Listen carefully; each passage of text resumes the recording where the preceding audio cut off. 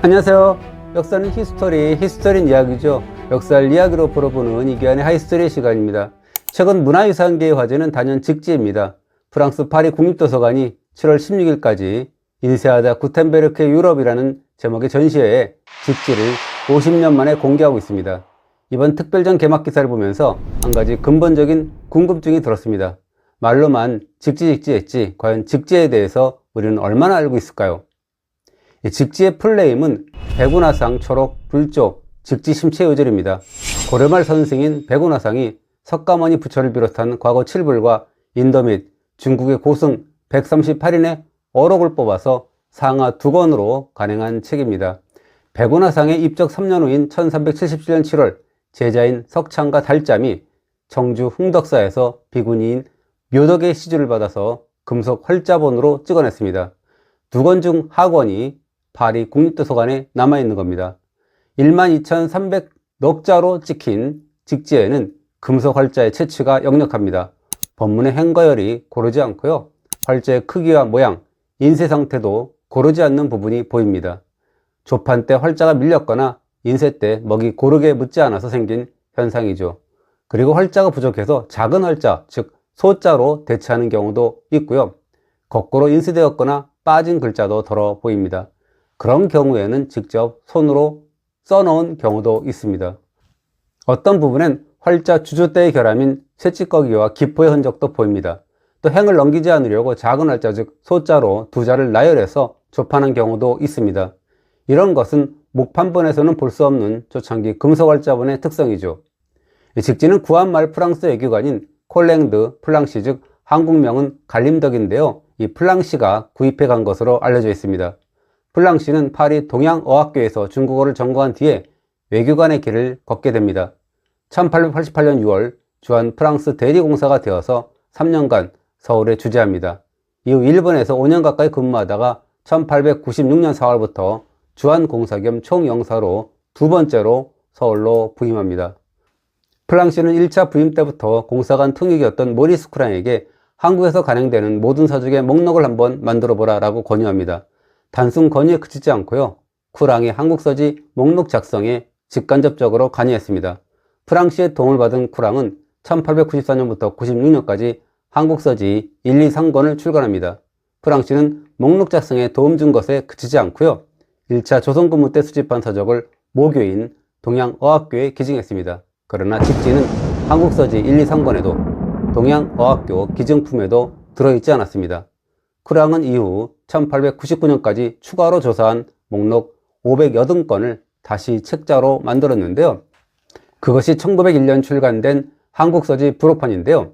그중 3738번 항목에 비로소 직지가 등장합니다. 이렇게 되어 있습니다. 3738 백운화상 초록 불조 직지심체 요절 한 책 1377년 청주목 외곽의 흥덕사에서 주조된 활자로 인쇄됨.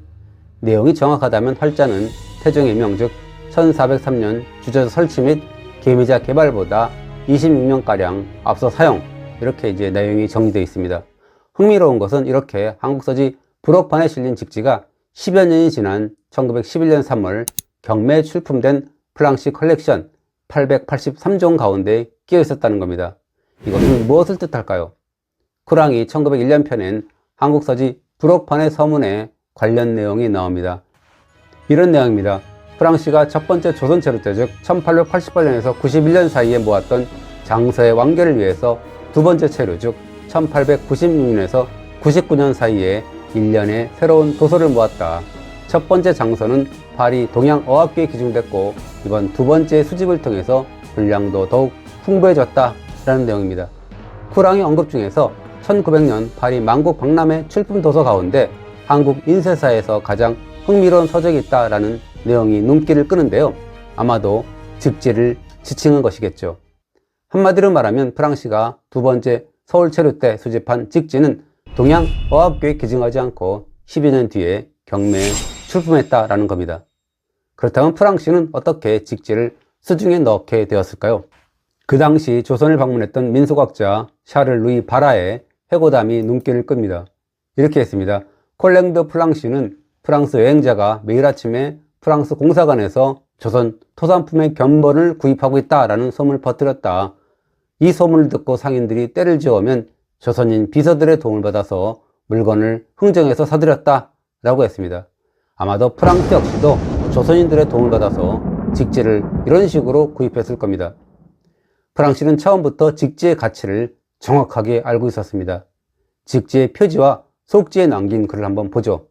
표지에는 주조된 글자로 인쇄된 가장 오래된 한국 책, 연대는 1377년이라고 분명히 써놨고요. 속지에는 그 내용이 불교 교리 내용이다. 그리고 1377년 흥덕사에서 금속 활자로 인쇄된 현존하는 가장 오래된 한국 인쇄본이라고 누누이 강조했습니다.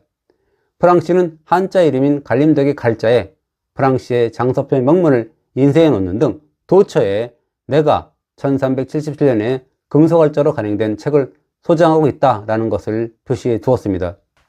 직지는 1900년 열린 파리 만국박람회에 출품되는데요.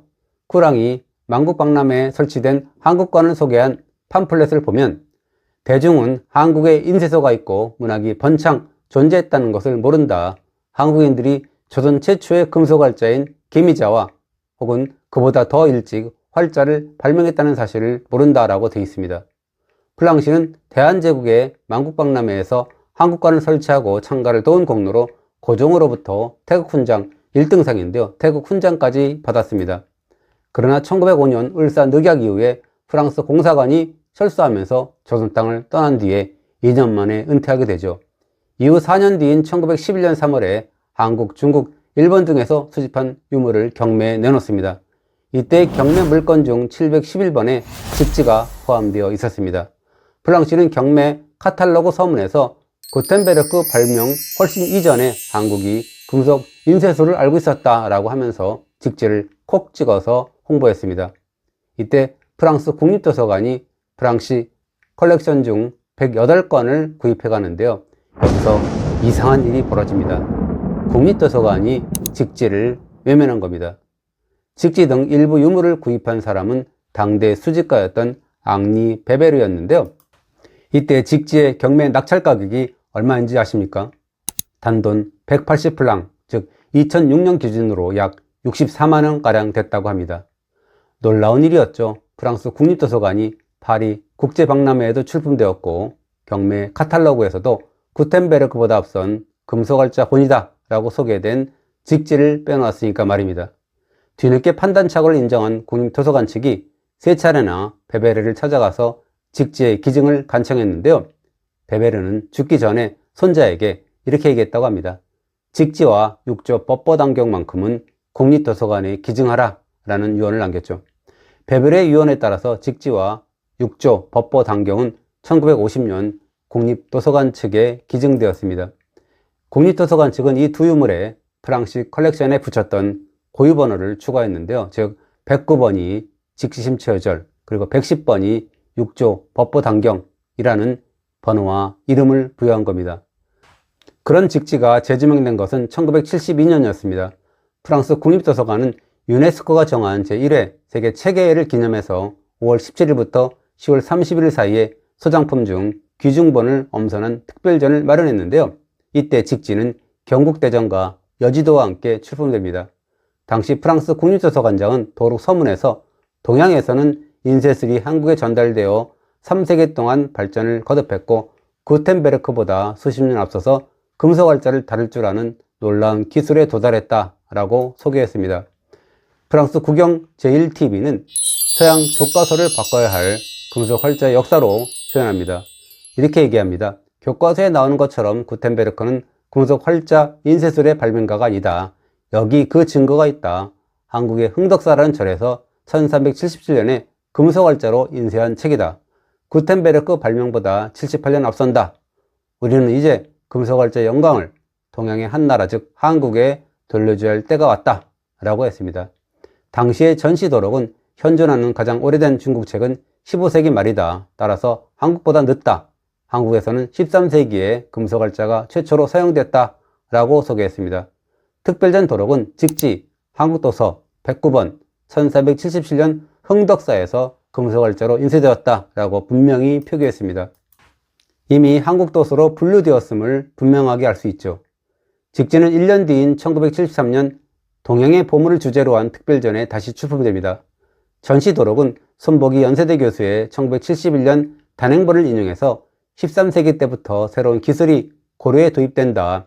인쇄술은 한국이 중국을 능가했으며 유럽을 앞서갔다라고 소개했습니다.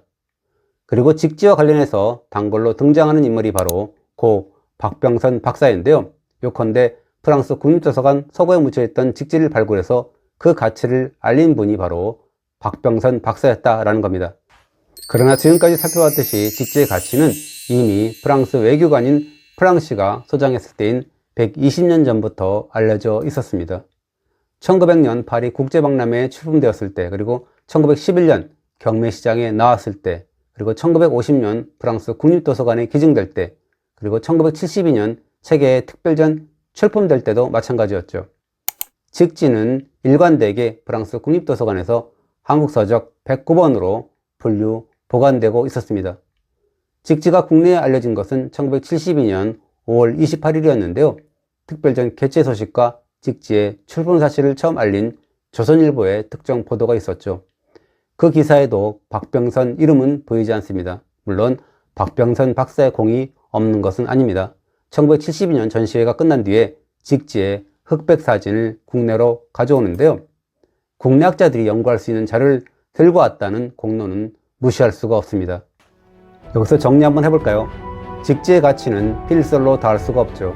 그런 만큼 그러한 직지를 둘러싼 기본적인 팩트체크 또한 반드시 필요할 것 같습니다. 직지와 같은 문화유산을 말하면서 오해를 불러일으킬 만한 요소가 섞이면 곤란하니까요. 오늘도 잘 보셨다면 구독 눌러주시고요. 좋아요도 부탁합니다. 감사합니다.